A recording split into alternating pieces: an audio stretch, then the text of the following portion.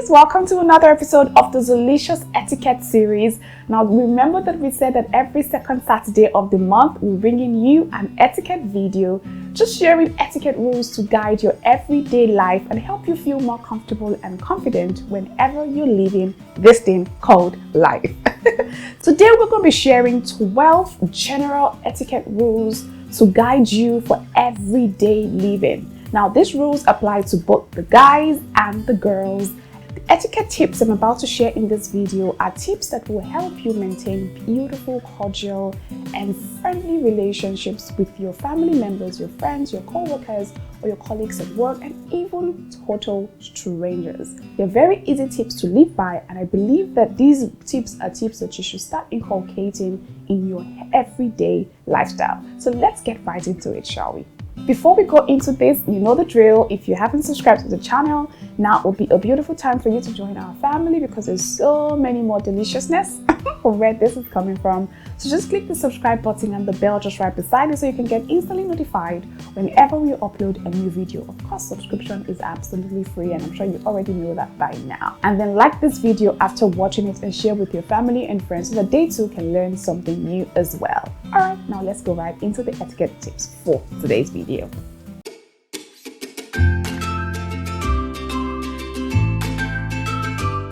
So the very first general etiquette rule on my list is learn to use please and thank you as often as possible. So using the word please changes a sentence from being a command to being a request.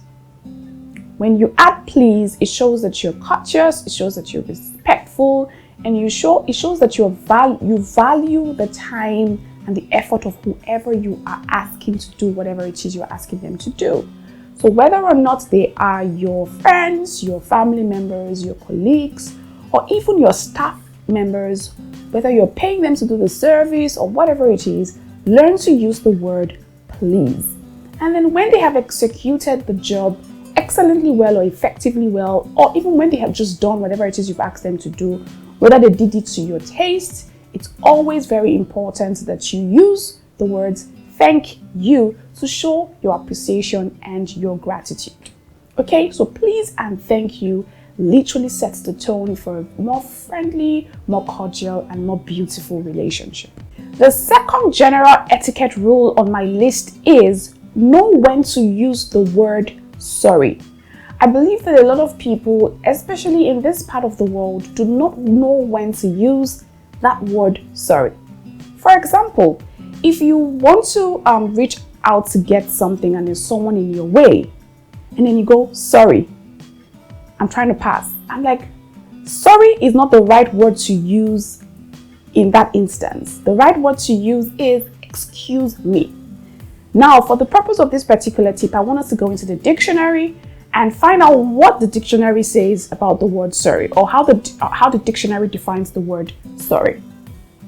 Now, according to the Word Web Dictionary, which is the dictionary I'm using now, it says sorry means exclamation indicating an apology.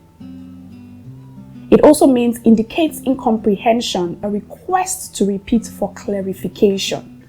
So if you want to reach out for something and there's someone in your way and you use the word sorry, I think it's really inappropriate. It's an inappropriate word to use at that time. The right word to use is excuse me. I find that a lot of people do it so well. Like sometimes I even make that mistake and I'm trying to pass and I'm like, sorry, can you get out of my way? That's not the word. The right word to use is excuse me. I'm trying to, do you understand? Instead of using sorry. Sorry is used when you want to tender an apology, or when you want to, like the dictionary says, when you want to get clarification for something someone says and you just go, sorry, I didn't get that.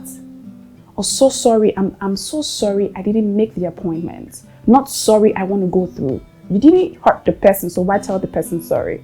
So sorry is only used when you want to tender an apology or when you want to request for clarification on something someone had just said. Okay? And then something else I'm going to say about using the word sorry. I always tell people to try and minimize the use of that word. So instead of always saying, oh, I'll just say sorry and then we'll move on. I'm like, no, try as much as possible not to say sorry in the first place. by learning to do the right thing the first time. So if you're in a relationship, maybe with your boyfriend or with your girlfriend, and you know the things that usually would anger them, try and avoid them. Avoid those things so that you don't do those things and then you always say sorry. Because if you continue to use the word sorry over time, it loses its value. And then when you say sorry, it doesn't really hold water anymore. Do you understand? Try as much as possible to ensure that when you use that word sorry, it means something to the person you're saying it to.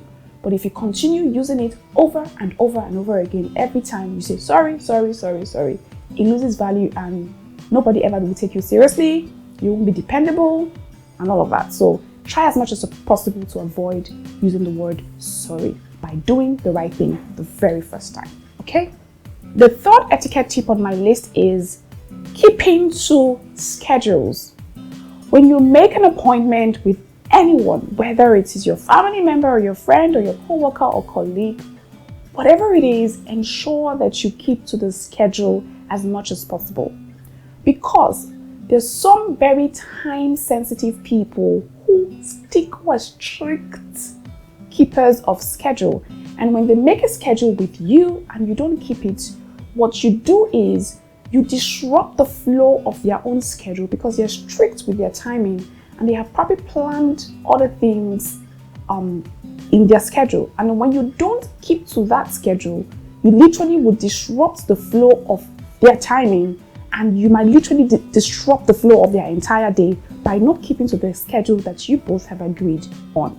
So no matter what happens, try as much as possible to keep to schedule.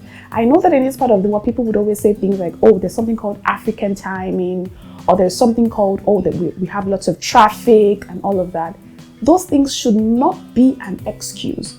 Try as much as possible to always calculate the amount of time it will take you to get to wherever it is you're going to so that you can avoid saying sorry and then keeping to the schedule. And if peradventure, keeping to the schedule is beyond your control, it is always very important that you reach out at least 5 minutes before the time and say to the person, oh, I'm going to be 10 minutes late. I'm going to be 15 minutes late.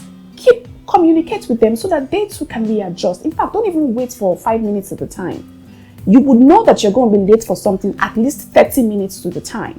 So it's very, very cautious that you just inform whoever you have made a schedule with so that they too can adjust their timing and know that, okay, you won't be there at that particular time. But try as much as possible to always keep to schedules. It shows that you're responsible, it shows that you're respectful, it shows that you're cautious, and it shows that you're very dependable. Okay? The fourth etiquette tip on my list is do not fight in public, whether physically or verbally. In fact, don't even fight in private. It's not a very good thing. But for emphasis, I'm talking about public. I'm talking about the public. So do not fight in public, both physically or verbally.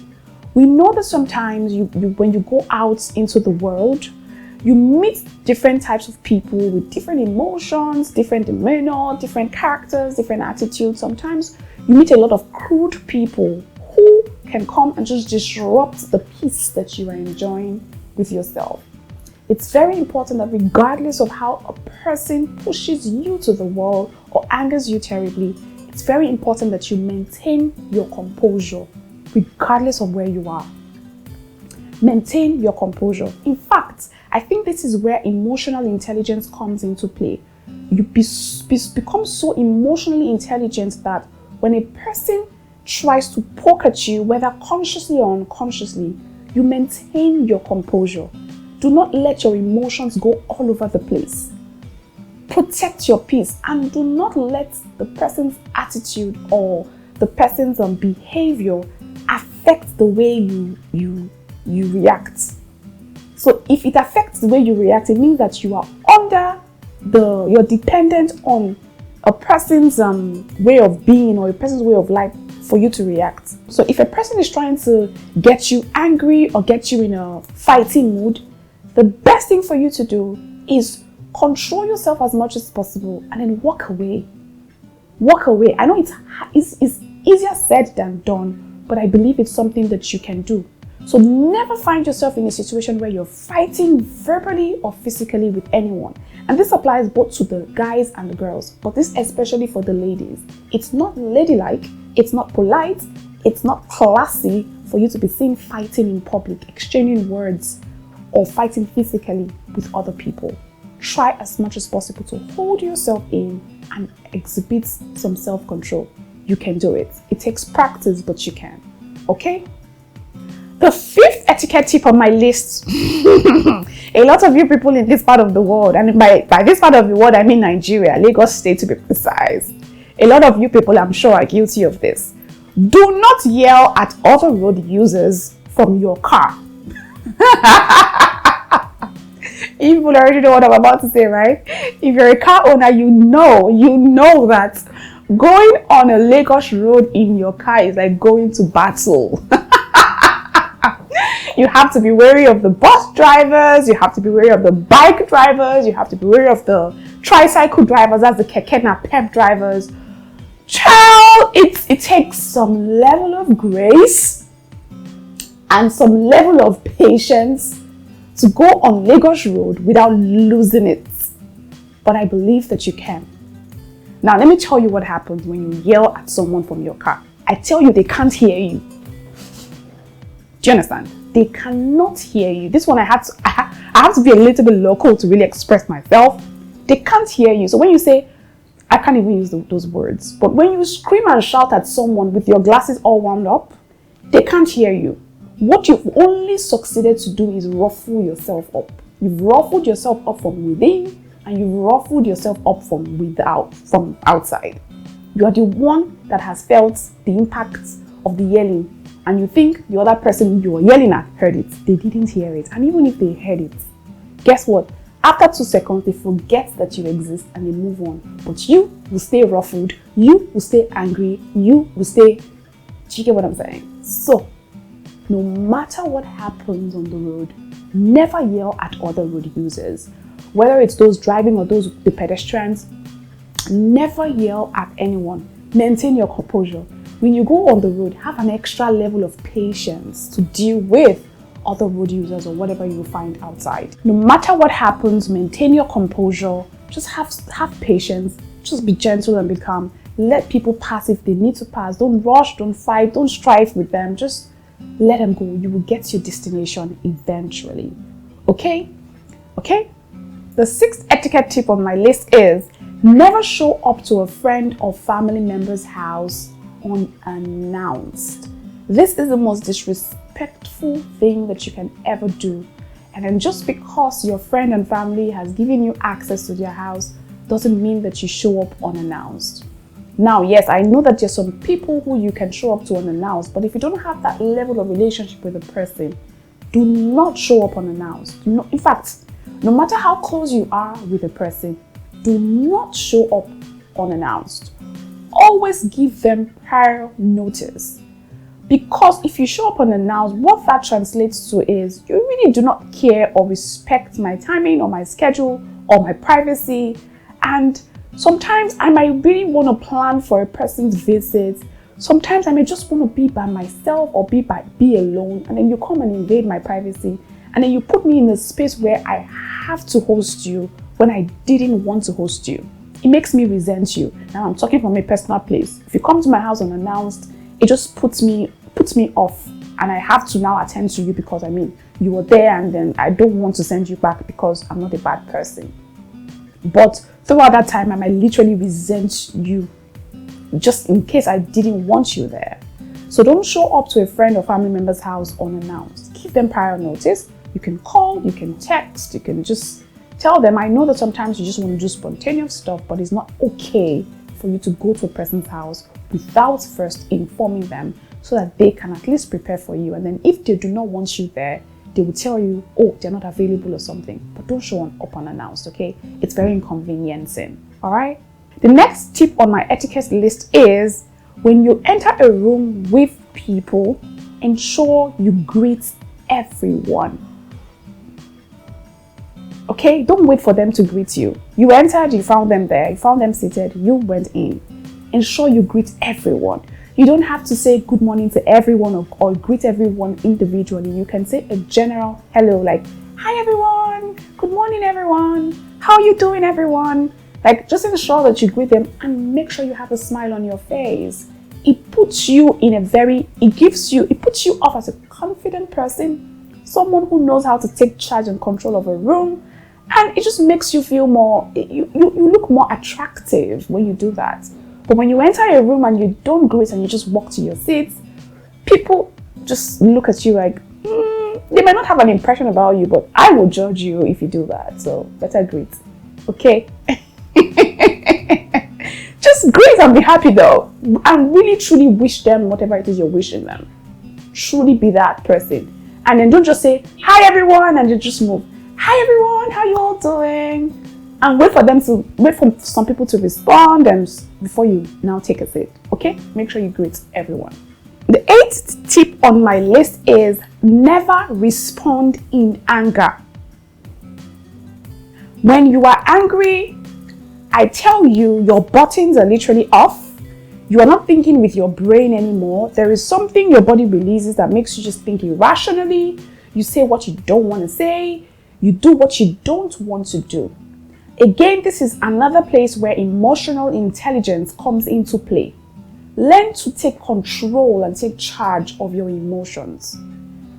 Hold your anger in. I think at some point, I'll call myself out on this. Sometimes I literally can lose it and it makes me do things that 5 minutes later I'm regretting. I'm like, no, I shouldn't have done that. I shouldn't have said that. Then it now puts me in a position where I have to go and apologize. And if there's one thing I like to do it. But I try to avoid it because I like to do the right things the first time. So, but putting me in that place means that, oh, now I have to go and apologize for something I could have easily avoided if I had controlled myself. So, never react in anger. It's not even, manlike, or it's not gentlemanlike, and it's not ladylike to react in anger. When you feel angry about something someone has done to you, I think you could just learn to hold it in, and then wait for the perfect timing when you have calmed down inside and you've had some time to process your thoughts about the thing. Then you can now call them and talk about it. But dealing with the situation in the midst of the anger, I tell you, it leads to more anger. You never would settle anything amicably or wisely when you're angry. So learn to have self-control, hold yourself back, hold yourself in, and wait for the anger to pass, because anger always fades away eventually. And by the time you find out, you sit down and you think through things, you find that there was really no need for you to be angry about this thing, and then you can easily have a conversation that can settle the matter amicably.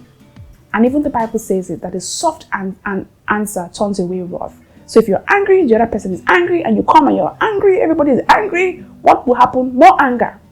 But if you calm down and the other person is still angry, and you come to them with a calm mind and you approach them calmly, you find that anger disappears from them, like you won't even know when it disappears. So always wait until the anger has passed before you respond to a situation, okay? The 9th one on my list, and this one is literally one that, if you call somebody the first time and they don't pick up, you are only allowed to call them again the second time if it is really urgent. Now, if it is urgent and you call them the second time and they still do not pick up, don't call them a third time. Don't call them a third time. Not to talk about the 4th, 5th, 6th, 7th. Some people can go all the way to 10 missed calls. You're calling someone and they're not picking, and then you keep calling them. Why? Is that not wickedness? I think that that's wickedness, in all honesty. If they want to, oh my God, I can't really overemphasize how much this thing really gets to me. If you call a person once and it's not urgent, don't call again. If it's urgent, call a second time. And if they still don't pick, the best thing you can do is leave a text. Text them and say, oh, I'm trying to reach you concerning this and this and this. I really need to speak with you urgently. And if they see it and they want to talk to you at the time, they will pick up their phone and they will call you. Sometimes people are just busy. Sometimes they may not even be with their phone and you're calling incessantly like that. And then when they get there, they're like, 10 missed calls. What happened? They're panicked because they're like, why is somebody giving me 10 missed calls? And they call you and they find out that it's nothing. they get really upset. It's happened to me before. Do you understand? So just call once or call twice and then leave a message and leave it at that. Even if they are seeing the call and they don't want to pick up at the time, they will pick up when they want to pick up and then they'll call you back.